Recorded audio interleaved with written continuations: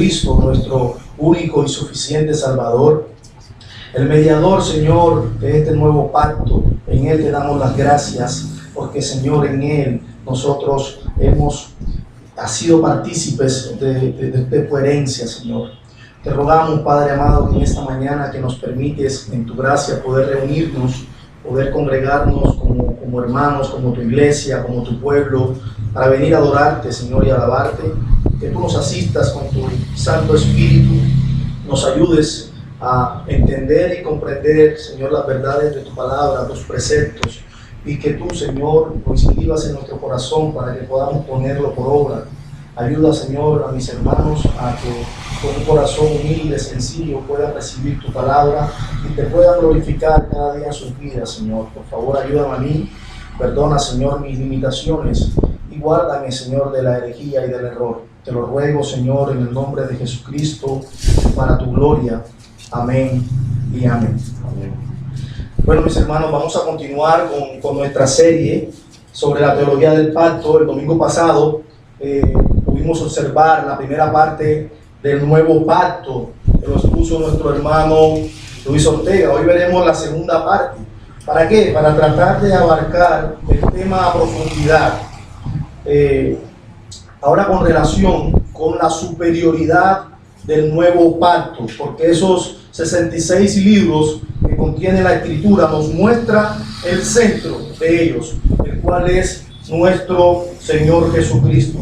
Las Escrituras nos dicen en 2 Corintios capítulo 1 versículo 20 que todas las promesas de Dios son en Cristo en sí y en Él. Amén. Y en el inicio de esta serie nosotros dijimos que el plan de Dios en la historia es construir y edificar su reino final, en donde Cristo reina sobre todas las cosas.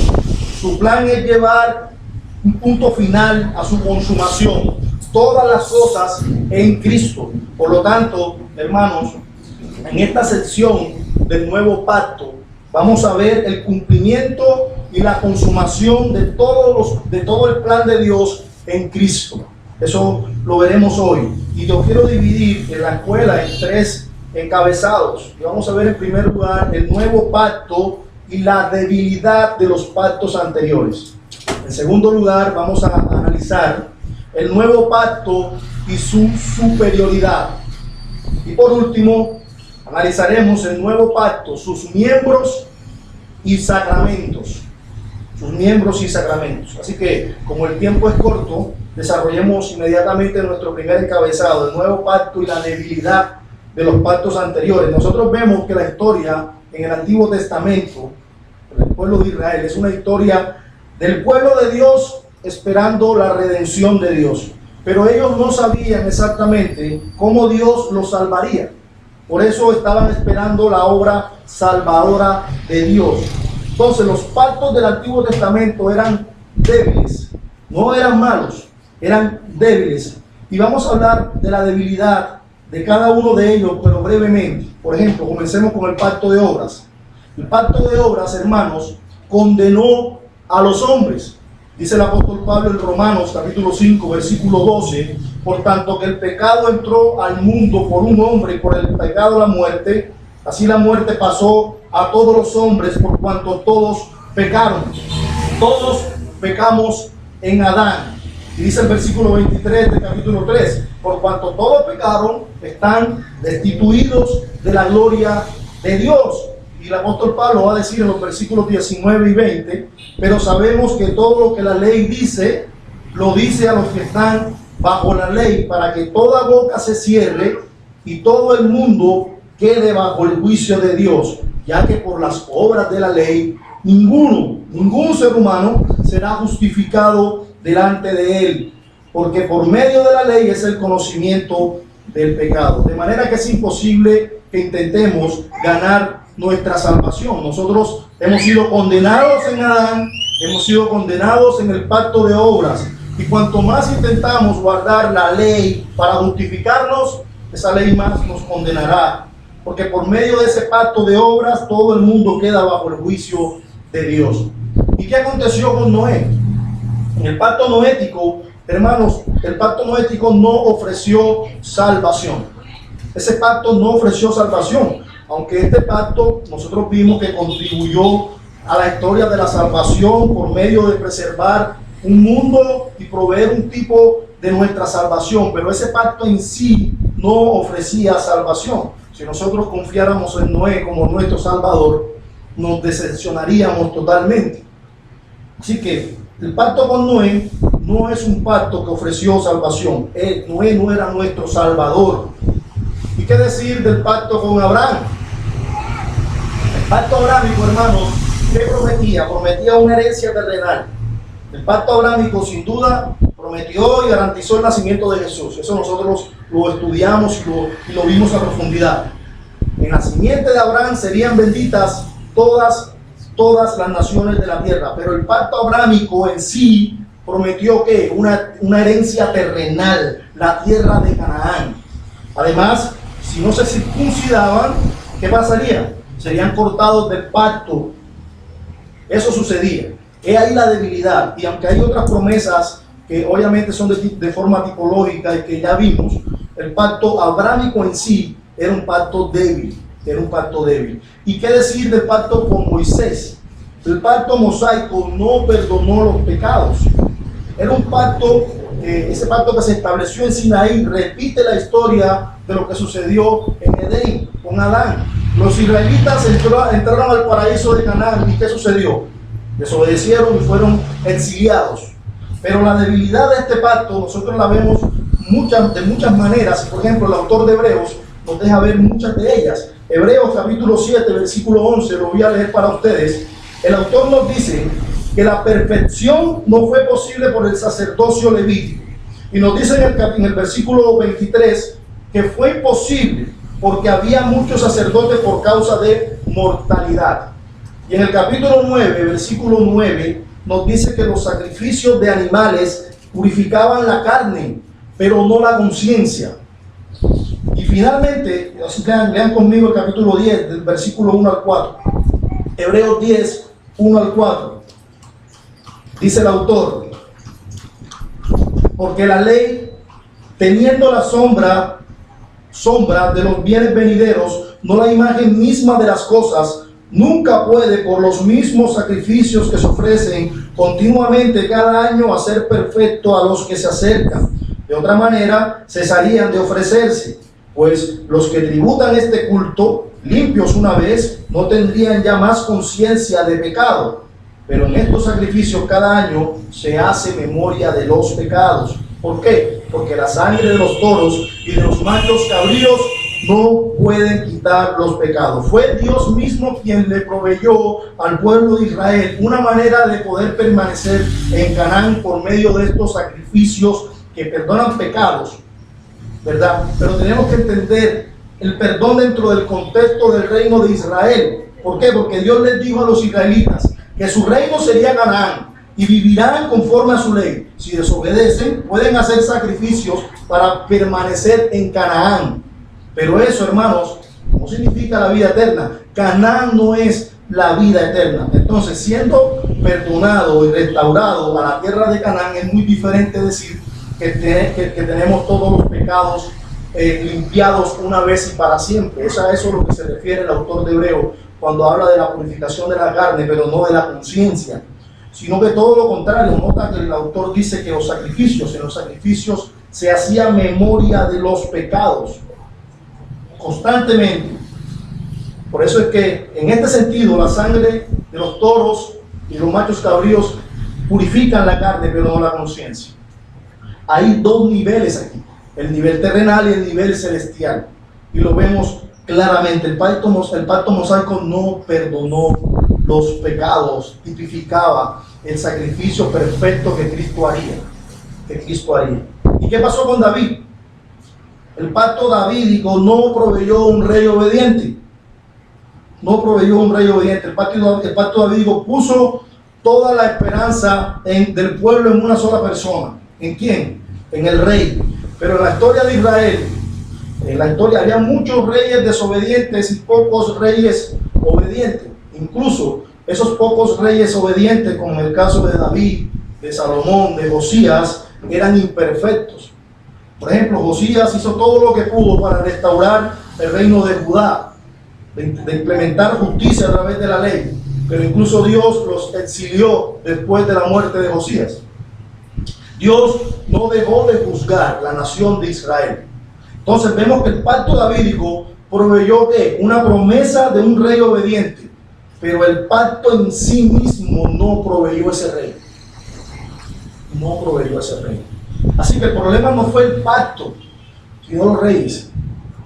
Los reyes. Entonces, aunque cada uno de estos pactos de alguna manera contribuían a la progresión del plan de Dios, todos estos pactos eran débiles.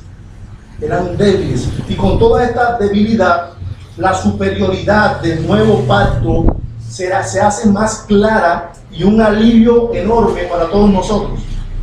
El nuevo pacto, hermanos, resuelve el problema, el infinito problema, no infinito, pero el gran problema que nosotros tenemos. ¿Cuál? La necesidad de reconciliación con Dios. Hablamos entonces de la superioridad del nuevo pacto. Eso nos lleva a considerar el segundo punto, el nuevo pacto y su superioridad. Les ruego, hermanos, que las dudas las resolvamos al final, porque el tiempo es corto y ahorita Juan me saca la cartulina. Sin embargo, antes de hablar de la superioridad del nuevo pacto, recordemos qué es el nuevo pacto. Nosotros lo vimos el domingo pasado, pero repasémoslo. Quiero que vayan conmigo a Hebreos, capítulo 8, versículo 8 al 13. Hebreos, capítulo 8, versículo del 8 al 13.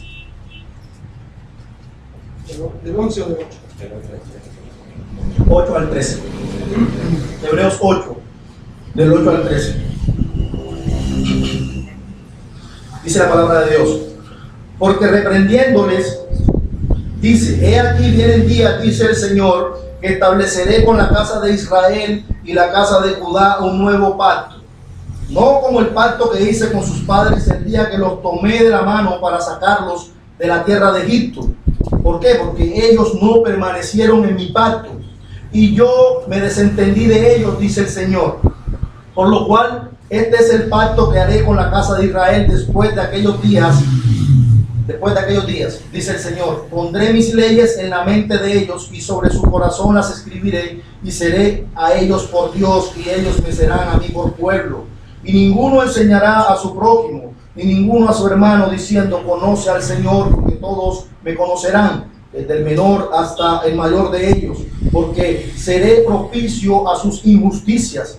Y escuchen esto: nunca más me acordaré de sus pecados y de sus iniquidades. Al decir nuevo pacto, ha dado por viejo al primero, y lo que se da por viejo se envejece, está próximo a desaparecer. Entonces el nuevo pacto, hermanos, es el pacto que Dios, es el pacto donde Dios perdona los pecados a los que creen en Jesucristo. La promesa del pacto es que todos los pecados, absolutamente todos los pecados del hombre, serán perdonados y olvidados para siempre. La única cosa que los hombres necesitaban es la misma cosa que los antiguos pactos, los pactos anteriores, no podían proveer. Y todo eso se encuentra en el nuevo pacto. El nuevo pacto es el único que puede proveer todo aquello que el antiguo pacto y los demás pactos no pudieron proveer. Por eso es que el nuevo pacto es superior. Y la superioridad empieza con algo importante, y lo vimos en la primera clase de la serie, en su relación con el pacto de redención. ¿Por qué? Porque el pacto de redención pertenece al cumplimiento de nuestra salvación, y el nuevo pacto pertenece a la aplicación de nuestra salvación. El pacto de redención, hermanos, era un pacto de obras para Cristo. Para Cristo. Cristo tuvo que guardar los mandamientos del pacto para poder recibir el premio, la resurrección para sí y perdón de los pecados para todos los suyos. Era un pacto de obras para Cristo. Y ya nosotros hemos visto cómo Cristo cumplió el pacto de redención de una manera completa y perfecta. Entonces, el nuevo pacto Es el pacto por el cual nosotros entramos en las bendiciones y los premios del pacto de redención ya cumplido y guardado. ¿Por quién? Por Cristo mismo. Por Cristo mismo. Es decir, que el nuevo pacto es un pacto de obras ya guardado. Un pacto de obras ya guardado. Por eso muchos teólogos lo llaman el pacto de gracia. El pacto de gracia que ya cumplido. Ya cumplido. No bajo distintas administraciones como vimos, sino ejecutado totalmente. Este pacto no pide de ninguna manera que tú merezcas o que merezcas o que te ganes el premio, sino que te lo ofrece libremente. Libremente, como dice el pastor Samuel Renigan en su libro que les envié, Reinos y Pactos, dice: el nuevo pacto, dice, Cristo cumplió la ley, ya murió como un sustituto, ya fue levantado de los muertos, ya ascendió a la diestra del Padre y aún ahora está reinando. Y si crees en Él, si confías en Él, recibirás perdón de pecados, salvación eterna y la promesa de la resurrección. De manera que el nuevo pacto es superior, pero también es superior porque el nuevo pacto es garantizado por la Trinidad. ¿Qué pasó? El Padre envió al Hijo, el Espíritu Santo sostuvo al Hijo y el Hijo cumplió perfecto el pacto. En Isaías nosotros vemos en el capítulo 42 y en el capítulo 49, vemos que Jehová dijo que pondría al siervo por pacto al pueblo. Entonces vemos la obra de la Trinidad ejecutándose a favor del nuevo pacto, porque el nuevo pacto es, ¿verdad?, el pacto de redención ya guardado y entregado por nosotros por medio de nuestra cabeza federal, de nuestro Señor Jesucristo. Porque la superioridad del nuevo pacto proviene de ¿quién? Proviene de Él, de nuestro Rey, de nuestro sumo sacerdote, de nuestro profeta, de nuestro Señor y Salvador Jesucristo. Cristo es infinitamente superior a todas las cabezas federales anteriores, infinitamente. Pero vamos a ver en qué es superior solamente en sus oficios, porque no nos alcanza el tiempo. Por ejemplo, Jesús es un rey superior. Adán era un rey, ¿verdad? Y fue desobediente. Por medio de su desobediencia, ¿qué pasó? Todos sus hijos fueron constituidos pecadores. Pero Cristo fue obediente y por medio de su justicia, ¿qué hizo? Justificó a los suyos. David era un rey grande y poderoso, pero David llama a Cristo su Señor. Salomón tenía sabiduría, pero Jesús es la sabiduría de Dios. Josías descubrió la ley de Dios y la usó para establecer justicia y santidad en la nación de Israel. Pero Cristo, ¿qué hizo? Cumplió y guardó perfecta y enteramente la ley. De manera que cual es el rey, los tales en él, o los tales que él representa son en él. Si Jesús es perfectamente obediente, nosotros lo somos también en él. Él actuó por nosotros porque él era nuestra ¿qué? Nuestra cabeza federal. Nuestra cabeza federal. Él es un rey superior. Pero Jesús no solo fue un rey superior, sino que también fue un sacerdote superior. Vayan conmigo a Hebreos 7, capítulo 7, versículo 20. El autor de Hebreos está hablando de la debilidad del sacerdocio arónico y la superioridad del sacerdocio de Jesús. Nos dice primero que los levitas habían recibido, ¿verdad?, su sacerdocio por medio del mandamiento de la ley. Y luego nos dice que Jesús recibió su sacerdocio no por mandamiento de la ley, sino por el juramento de Dios. Es decir, ¿cuál es ese juramento de Dios? El pacto de redención. El pacto de redención. Dice el versículo 20, y esto no fue hecho sin juramento, versículo 21, porque los otros ciertamente sin juramento fueron hechos sacerdotes. ¿Quiénes? Los levitas. Pero este, con el juramento del que le dijo, juró el Señor y no se arrepentirá, tú eres sacerdote para siempre, según el orden de Melquisedec. Por tanto, Jesús es hecho fiador de un mejor pacto. Y los otros sacerdotes llegaron a ser muchos, debido a que por la muerte no podían continuar. Mas este, por cuanto permanece para siempre, tiene un sacerdocio inmutable, por lo cual puede también salvar perpetuamente a los que por él se acercan a Dios, viviendo siempre para interceder por ellos. Porque tal sumo sacerdote nos convenía, como santo, inocente, sin mancha, apartado de los pecadores y hecho más sublime que los cielos, que no tiene necesidad cada día, como aquellos sumos sacerdotes, de ofrecer primero sacrificios por sus propios pecados y luego por los del pueblo, porque esto lo hizo una vez y para siempre, ofreciéndose a sí mismo, porque la ley constituye que sumos sacerdotes a débiles hombres. Pero la palabra del juramento, posterior a la ley, al Hijo, hecho perfecto para siempre. Pero ¿cuál era el punto principal de lo que quería decir el autor de Hebreos? Seguimos leyendo el capítulo 8.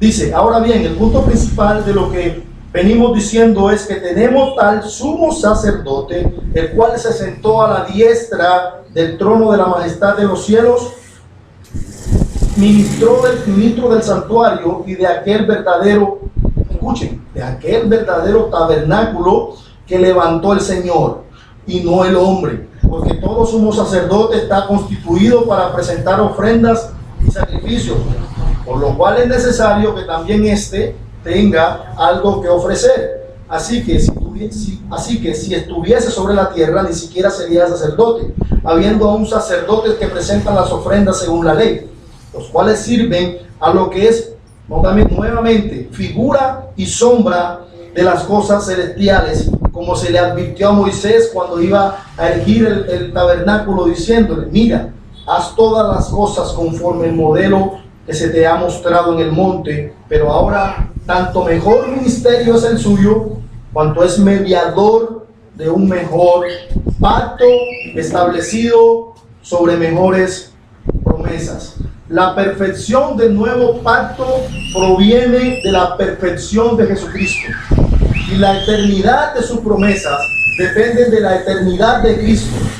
Nosotros tenemos la garantía que nuestros pecados, todos nuestros pecados, serán perdonados para siempre, porque Jesucristo, nuestro sacerdote, vivirá para siempre. Él vive para siempre. Es por eso que el Señor es un sacerdote superior. Pero no solo es un rey superior, un sacerdote superior, sino que además es un ¿qué? Un profeta superior.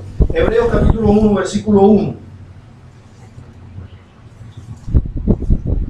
Dice el autor, Dios, habiendo hablado muchas veces y de muchas maneras en otro tiempo a los padres por los profetas, en estos postreros días nos ha hablado por el Hijo, a quien constituyó heredero de todo y por quien asimismo hizo el universo, el cual, siendo el resplandor de su gloria y la imagen misma de su sustancia, quien sustenta todas las cosas con la palabra de su poder, habiendo efectuado la purificación de nuestros pecados, por medio de sí mismo, se sentó a la diestra de la majestad en las alturas, hecho tanto superior a los ángeles, por cuanto heredó más excelente nombre que ellos.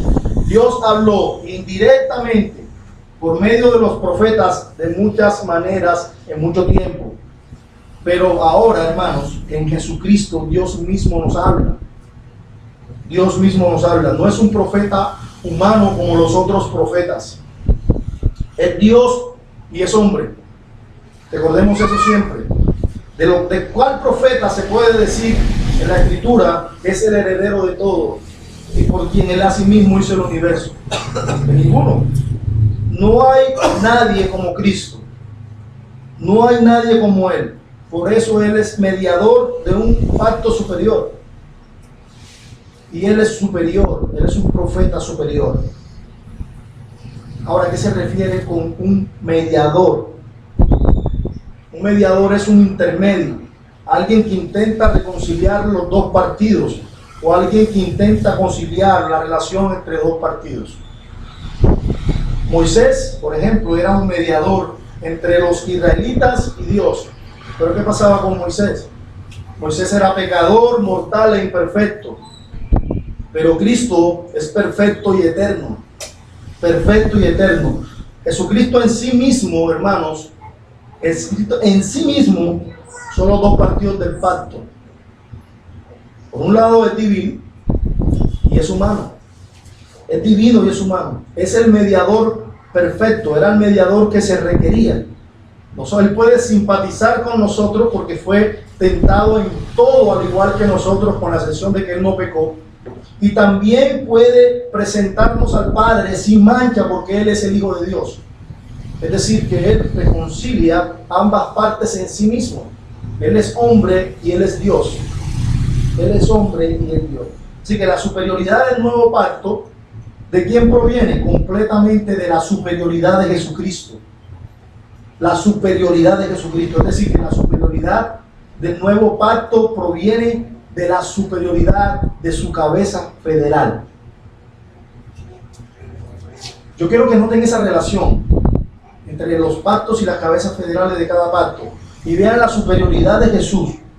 ¿Por qué? Porque cual Él es el rey, también del rey. En otras palabras, el punto principal es que nosotros tenemos al rey. Nosotros tenemos al rey. Y podemos hablar también de la superioridad de las promesas, aunque de una manera más breve por el tiempo. ¿Cuáles son las promesas del nuevo pacto? Las podemos resumir en ¿qué? Nueva vida y vida eterna. Podemos resumirlas así. Ahora, lo que pertenece al rey, pertenece al pueblo. Entonces, lo que Cristo ganó en el pacto de redención, ¿qué pasa? Será nuestra herencia. Así es. Nuestra herencia. Piensen en la majestad de Jesucristo y piensen en las riquezas ganadas por Cristo. Ahora bien, luego piensen en todo lo que nos dice la Escritura. La Escritura nos dice que nosotros somos coherederos con Él. Y también nos dice que nosotros pertenecemos a Él. Y lo que de Él pertenece a nosotros. Dice en 1 de Juan, capítulo 5, versículo 11. Y este es el testimonio, que Dios nos ha dado vida eterna. Y esta vida está en su Hijo. El que tiene al Hijo, tiene la vida. El que no tiene al Hijo de Dios, no tiene la vida. Si Cristo Jesús es la cabeza federal del nuevo pacto, y si la vida eterna está en Él, todos los que tienen al Hijo, ¿qué tienen? Vida eterna.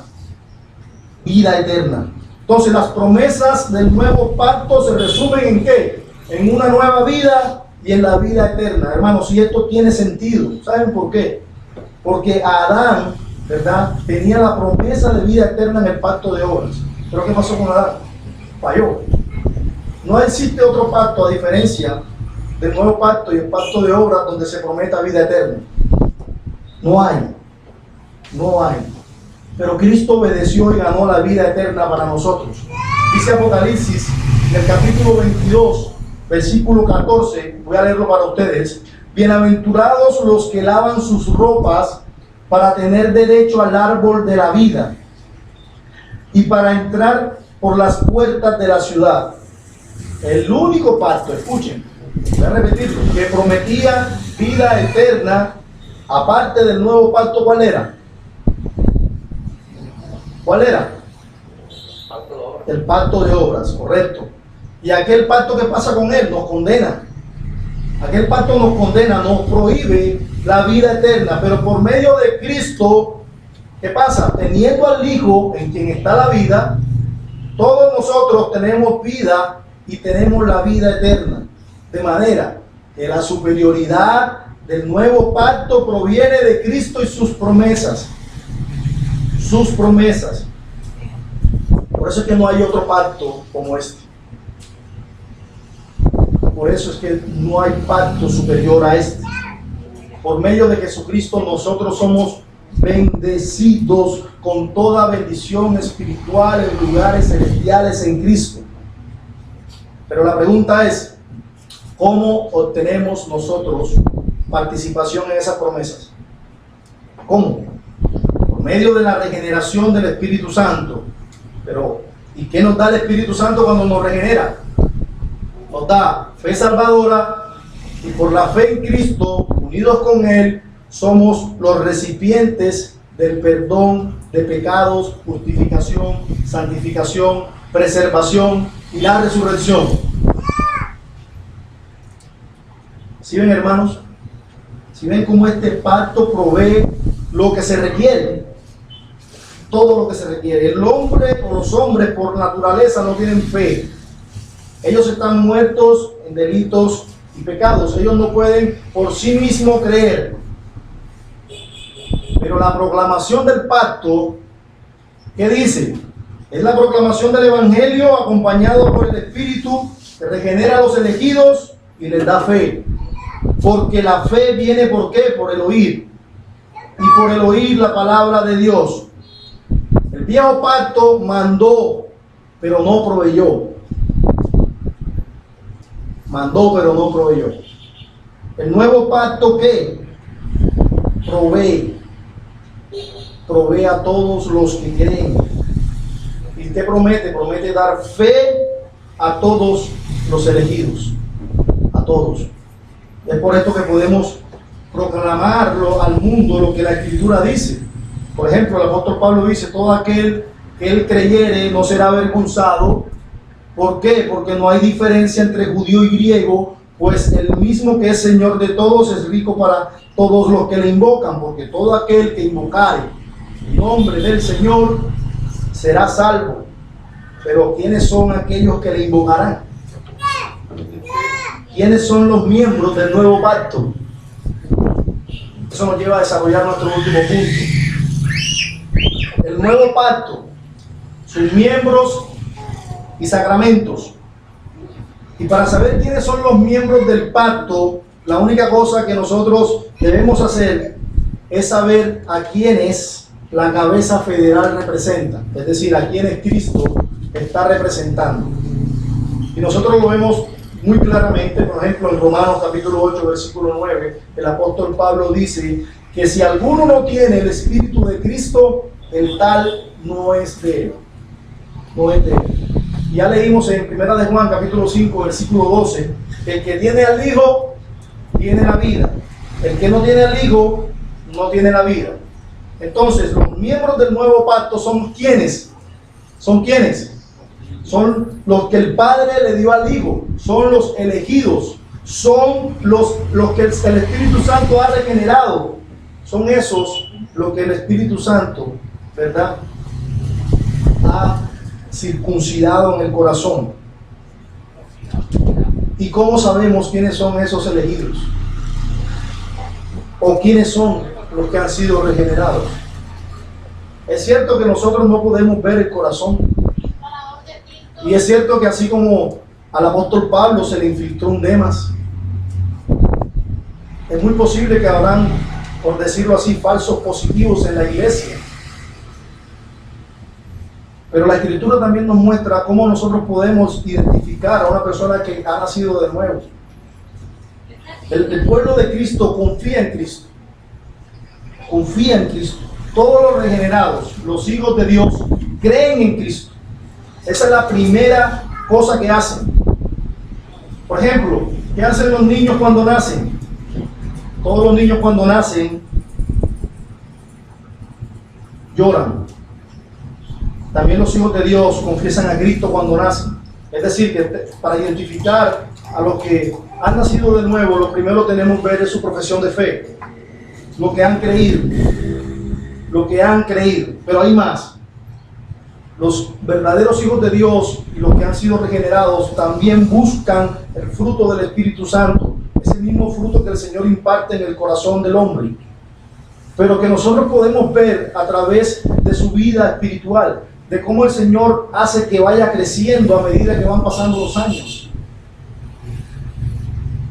Hermanos, una persona adulta en la fe indudablemente tendrá más frutos que un recién convertido. Y esto es evidente porque el Señor está trabajando cada día para hacernos más como Cristo. Todos los días el Señor está cincelándonos para hacernos más como Cristo. Es por eso que un adulto puede correr, pero un bebé solo puede gatear. No podemos exigirle a un bebé que solo puede gatear que corra. Es igual en la vida espiritual. Y nosotros podemos ver este tipo de cosas y la obra del Señor obrando en el corazón de sus hijos, de sus elegidos, de esa forma. Y nosotros nos gozamos cuando vemos hermanos que el Señor va llevándolos cada día más en un crecimiento impresionante. Y debo aclarar que el crecimiento no es igual. El Señor da más a unos que a otros, pero todos, absolutamente todos, irán creciendo. Unos en mayor proporcionalidad que otros, pero todos van creciendo. Y eso es una muestra, o podemos identificar a una persona que ha sido regenerada por sus frutos. Dice Primera de Juan nos dice que los hijos de Dios serán como Dios. ¿Cómo? Guardan sus mandamientos, aman a sus hermanos y creen que Cristo ha venido en la carne. Eso es lo que enseña Primera de Juan. Pero el Señor Jesucristo también dice, por sus frutos los conoceréis. Y no solo se está refiriendo a los falsos profetas, no solo se está refiriendo a los falsos maestros, sino que también nosotros, como creyentes, como hermanos en Cristo, podemos ver los frutos evidenciados del Espíritu Santo en la vida del creyente. De manera que buscamos un crecimiento y una vida conforme a la piedad en cuanto a los años de vida cristiana. Así que es imposible que exista un miembro del nuevo pacto que el Señor no haya regenerado. Es imposible que exista un miembro del nuevo pacto que el Señor no haya circuncidado su corazón. Es imposible que exista un miembro del nuevo pacto en el cual el Señor no haya escrito su ley en el corazón. Es imposible que existan membresías mezcladas en el nuevo pacto. O estamos bajo la cabeza federal de Cristo, o estamos bajo la cabeza federal de Adán. Pero no podemos estar bajo las dos cabezas federales. No podemos estar. Ahora bien, nosotros también vimos en los otros pactos que algunos de ellos contenían algunas ordenanzas externas o sacramentos. En el de Adán, por ejemplo, nosotros vimos los dos árboles, el árbol de la vida, el árbol de la ciencia del bien y del mal. En el de Noé nosotros vimos el arco iris. En el de Abraham nosotros vimos la circuncisión. Con el de Moisés y los israelitas podemos ver varios, pero por ejemplo la Pascua.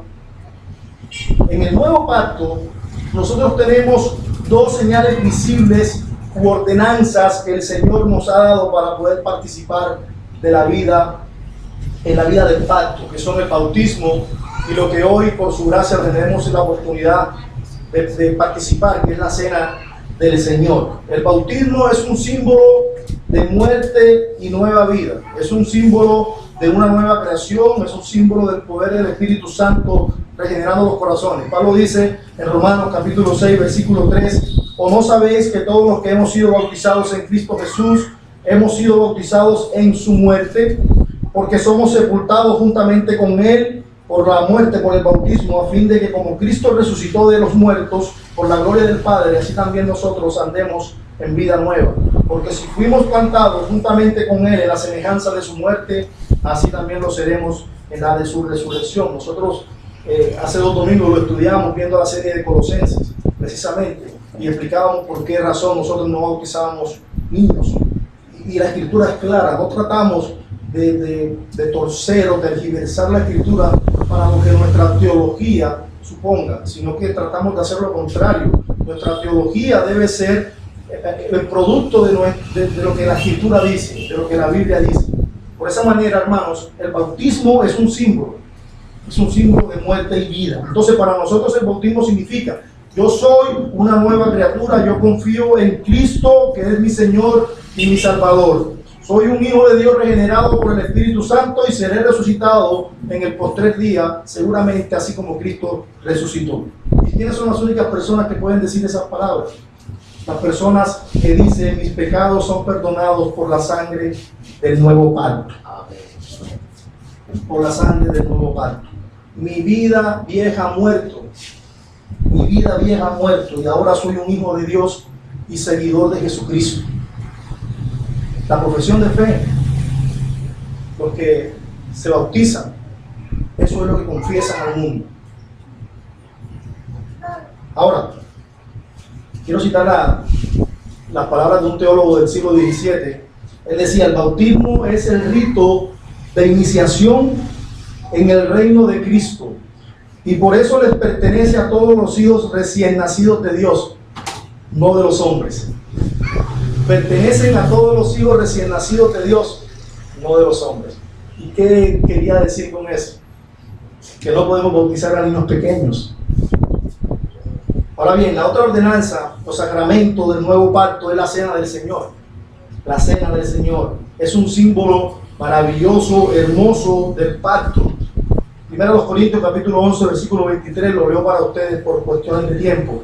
Porque yo recibí del Señor lo que también os he enseñado: el Señor Jesús, la noche que fue entregado, tomó pan y habiendo dado gracias lo partió y dijo: tomad, comed, esto es mi cuerpo que por vosotros es partido.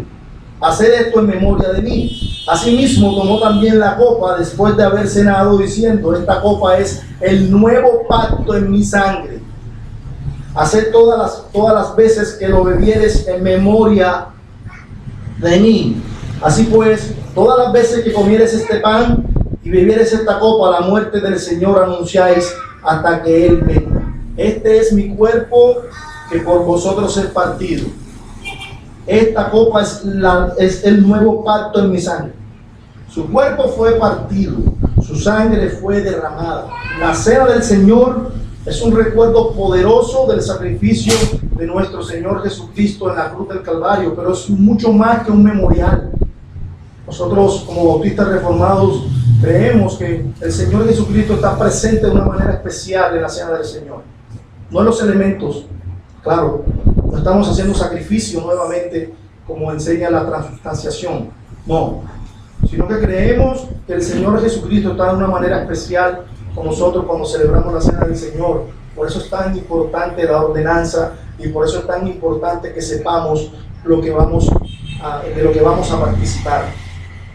Así que, ya para terminar, quiero leer las palabras de Apocalipsis capítulo 21, versículos del 3 al 4. Apocalipsis capítulo 21, versículos del 3 al 4. Dice: y oí una gran voz del cielo que decía: he aquí el tabernáculo de Dios con los hombres. ¿Quién es el tabernáculo de Dios con los hombres? Cristo, ese mismo que se le mostró en el monte Sinaí cuando le dijeron: haz esto conforme al modelo que te di. He aquí el tabernáculo de Dios con los hombres, y Él morará con ellos, y ellos serán su pueblo, y Dios mismo estará con ellos como su Dios. ¿Qué pasará? Enjugará Dios toda lágrima de todos los ojos de ellos, y ya no habrá muerte, ni habrá más llanto, ni clamor, ni dolor, porque las primeras cosas pasaron. Mientras nosotros sufrimos aquí, hermanos, esto sea nuestra esperanza. ¿Cuál? El nuevo pacto es nuestro pacto y Cristo es nuestro Salvador. Amén. Eso es lo más maravilloso y glorioso que enseña este sistema. Que nosotros podemos ver la misericordia y la gracia de Dios a través de toda la Escritura. El nuevo pacto es nuestro pacto y Cristo es nuestro Salvador. Señor, bendiga su palabra. Aportes y preguntas. ¿Cuánto tengo tiempo? 3 minutos. 3 minutos. Nice. Gracias, hermano. Muy buenos días. Y doy gracias a Dios por la consolación que nos da por las Escrituras a través de este precioso mensaje. Escuchando que la membresía del pueblo de Dios, es decir, en el nuevo pacto, que es un pueblo que el Señor ganó por su propia sangre, echa por tierra con mucho respeto un pensamiento dispensacional que dice que un porcentaje de la iglesia, y es decir, y yo lo he escuchado, donde dice que el 50% de la iglesia se quedará y un 50% se irá en un rapto secreto, ¿verdad? Pero la escritura dice en Efesios capítulo 1, y voy a leer en la Biblia de las Américas, en el versículo 13 del capítulo 1, en él también vosotros, después de escuchar el mensaje de la verdad, el evangelio de vuestra salvación, y habiendo creído, fuisteis sellados con el Espíritu Santo de la promesa, que nos es dado como garantía de nuestra herencia, con miras a la redención de la posesión adquirida de Dios para alabanza de su gloria, hermano. Preguntas, aportes, hermano Manuel. Aquí pregunta aporte, buenos días. Buenos días, mis hermanos. Vemos la exposición que usted acaba de hacer, en donde se muestra claramente que el pacto, el nuevo pacto, el pacto de gracia, es superior a todos los pactos. Nos damos cuenta que todos los pactos de ahí hacia atrás fallaron. ¿Y por qué fallaron? Porque eran hombres de Dios. Mientras que en el nuevo pacto vemos que el nuevo pacto está hecho con el mismo Dios. Cristo es hombre, pero también es Dios. Ahí nos damos cuenta. También vemos que el aporte que hace el nuevo pacto es inmenso. Hay un sacrificio inmenso, y es Cristo pone su vida como mediador por nosotros. Él es ese fiador que se dice allá hablándolo contablemente. Él es esa garantía para que nosotros podamos pagar esa deuda que teníamos. Amén. Se nos acabó el tiempo, hermanos. Vamos a orar para dar por terminado la escuela. Gracias, Manuel. Padre, te damos muchas gracias, Señor, por tu palabra. Señor, permite que ella sea aplicada en nuestros corazones. Señor, perdona las limitaciones del predicador, que eso no sea una excusa para que tu palabra, Señor, cumpla el propósito por el cual la enviaste. Bendice, Señor, a tu pueblo, bendice a tu iglesia, y permítenos seguir adorándote, alabándote y glorificándote, Señor. Te lo rogamos en el nombre de Jesucristo nuestro Señor. Amén y amén.